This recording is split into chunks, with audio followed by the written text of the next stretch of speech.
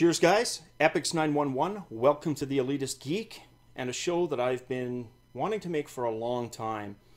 It's based on my most watched video, which is modest by any channel standards, I will admit. It's the video about this arcade cabinet. This is my Aliens-themed arcade cabinet. And as those of you who have watched other of my videos know, I busted my ankle back in January. I'm still on the mend. It swells up after a few minutes of walking or standing, and basically it's a pain in the ass. So my current arcade project, which I'm fully going to document on camera for anybody who's interested, start to finish, how to build one of these for yourself, was basically put on the back burner for a while as I mend up. I hope to get started back up on the arcade cabinet another 4 to 6 weeks. I figure that's what it's going to take for the soft tissue damage that while the bones healed 2 months later, there's still a lot of soft tissue damage. And you know that feeling you get when you sprain your foot pretty bad? That's what my foot kind of constantly feels like. So there's no way I'm going to be doing woodwork, any of that kind of stuff. So I thought what I could do is, for the people who were asking, because that video was shot basically in the dark to show off the lighting of this arcade cab, to give a closer look to the arcade cab, show you kind of some different parts, so you can actually see what the fuck it's made out of. You know what I mean? Not the darkly lit video. So basically, I'm sitting on a bar stool here in front of the arcade, so don't mind me. Let's go through some of the parts here. Now, our marquee here, this is the marquee section of the arcade cabinet, is probably going to appear washed out on the webcam that I'm using, which is a 1080p Logitech 920. I wanted to get some decent sound using my Yeti microphone rather than the built-in speaker on my Sony webcam, or sorry, camcorder, which sounds like shit. So forgive me, the lighting levels, it might be a bit washed out.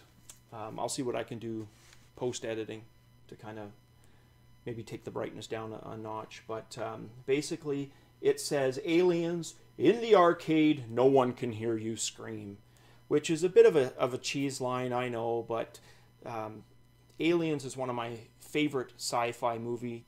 Don't even fucking get me started on Sigourney Weaver. She's the first true action gal, and she rocks. And she rocks in Aliens. And, of course, the Aliens tagline is, "In space, no one can hear you scream." Well, if you, like me, are roughly in my age group and you grew up as part of the arcade generation, you know that arcades weren't quiet places, right? Not only did you have the electronic noises of the arcade itself, but you had people cursing, people cheering, people yapping, people yelling. They weren't fucking quiet places, all right? If something untoward were to have happened, say around a miscellaneous machine in the back, no one would have heard you, because your voice would have just mingled in with everything else, which is why I came up with the cheesy tagline, "In the arcade, no one can hear you scream." Totally get it. It's 5 tons of fucking fromage, but it's my fromage. All it's got to do is make me happy, and when I look up at that cheese, I smile. Speaking about the noise of the arcade, it's funny how arcade culture was so different, from what we have now in terms of multiplayer gaming, because this was our multiplayer gaming. You had arcade games that were 2-player. You would go to an arcade usually with your buddies, and that was your gaming for the night, for the day, right?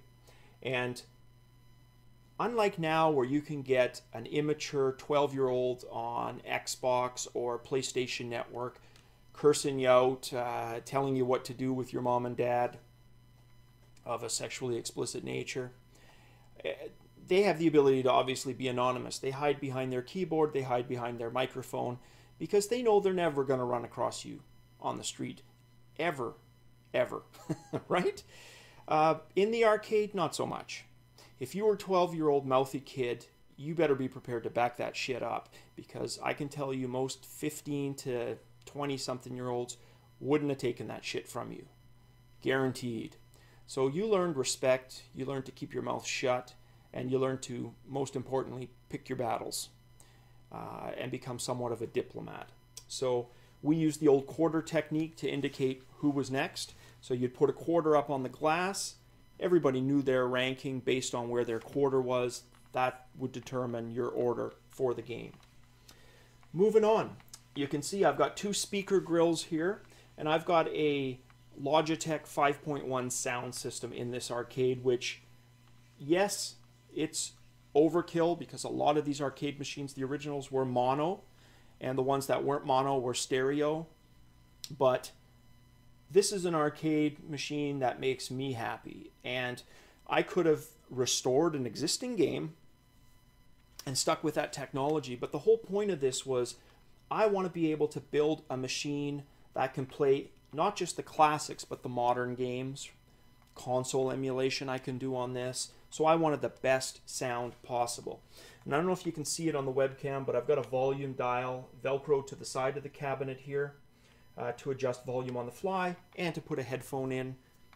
If you, you know, I call this place my pit. This is my basement. It's an unfinished basement. It's my workout room. I've got a big TV here where I watch sports games. Hockey's on right now. I'm Canadian. Sue me. I've also got a weight bench, which admittedly I need to use a little bit more because I've gotten quite the bit of pudge here since my ankle's been broken. So when I'm down here with my wife, I'll usually put the headphones on because she's watching some crap on TV, Housewives or whatever the hell she watches when she works out that I don't want to hear. So I put my headphones on. So more about this actual arcade machine. All right. I've got the Galaxian green trim molding that wraps all around the sides. I've used vertical grade laminate for the sides, and you can see that nice, beautiful matte black finish, which you could accomplish with paint and a paintbrush and rollers and techniques and spraying, but it would take you a fuck of a long time. I'm a huge proponent of laminating arcade cabinets.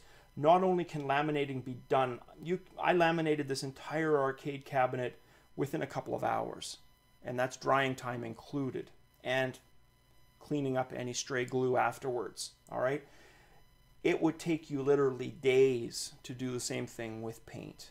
Now, some people are purists, but again, this arcade was for moi, so you know, laminate was something that I know pretty well, and it's really easy to work with. You could seriously train a bonobo chimp. I'm sure 2 bonobo chimps, in fact, I'm convinced 2 bonobo chimps could laminate your arcade cabinet for you if you taught them the basics. That's how easy it is. All right. I don't have my controls lit up. They all light up. You can see here I've got a black with white 1-player and 2-player symbols on it. I wanted these black convex buttons because I thought they looked really cool. I got these from England. All right. I've got Sanwa JLW joysticks. They are 4 and 8-way. I wanted the arcade cabinet to have maximum flexibility. And for me, maximum flexibility meant I wanted to play 4-way games authentically and 8-way games authentically. The beauty of these joysticks is they're switchable between 4 and 8-way. They've got a perfect throw, and for those of you that don't know, throw is basically how much you can move your joystick in any given direction before it engages the switch. All right, and I like the medium throw on these for the majority of my games. For the the types of games I play, the scores that I would have rated these JLWs from Sanwa, it would have been the highest average for every type of game. That's why I went with these. They're custom sticks. They light up, and I'll put that in a different video, but the balls basically light up to a beautiful green that kind of matches the Marquee and the Galaxian green trim. All right. I've got a Betson Imperial clone trackball. Betson Imperial trackballs are the arcade standard. I like the size of this trackball for the majority of games like Crystal Castles, you know, your golf games. It's just perfect. It rolls perfectly. I love this thing. It's also custom modded in that it's an RGB trackball. I can set it to any RGB color in the spectrum, any shade in between, but I mostly leave it the same green as my joysticks. All right. The other thing to consider when you build an arcade cabinet is button count. So I had a couple of things to consider myself when I was building this arcade. Firstly, I wanted to be able to play the full range from classics to modern games plus console emulation. 8 buttons, well, there's a few things that do 8 button, but it's pretty much overkill. Your Neo Geo games can use 8 button, but you can get by with 6 for most games and most consoles, whether that's NES, SNES, PlayStation, Dreamcast. You're fine with your 6 buttons, all right? When I mentioned the joysticks were 4 and 8 way switchable, I forgot to tell you that's at the bottom. So I can reach in through my arcade coin door, which also works, and I'll show you in another video because you're probably only seeing from the control panel up. I can reach my hand in and I can easily dial the joysticks to 4 and 8. When I'm by myself, I primarily leave the left joystick always to 8-way. So my 8-way games automatically use this joystick because I've configured MAME and all my emulators to do that. And any 4-way games default to the right joystick. Case in point, a game like Ghost and Goblins, which is a 4-way game. Donkey Kong, a 4-way game, will play with the right joystick and buttons. And an 8-way game like a Raiden or a shooter where you need your horizontal left, right, you know, bottom movements, that defaults to my left joystick. All right. Lastly, I have this beautiful spinner here. This is a Turbo Twist 2 spinner that I use for games like Arkanoid and basically any spinner games. All right.